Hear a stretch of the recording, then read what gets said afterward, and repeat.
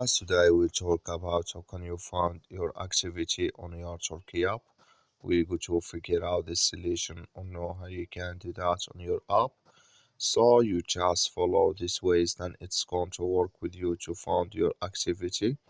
So all you have to do, so you just go down here, you click on this sign down here. So when you just click on it, then it's going to take you to this list. It's going to show for you like this here.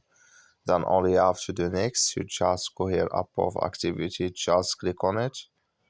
Then it's going to take you to this list. It's going to show for you like this. So then here you will find all activity you have. So here can you find it in this list here, like you say. You will find here all activity. So that's all you have to do to find it in this list. I wish know you I get it. That's all. Thank you for watching. Don't forget to support us by liking and subscribe.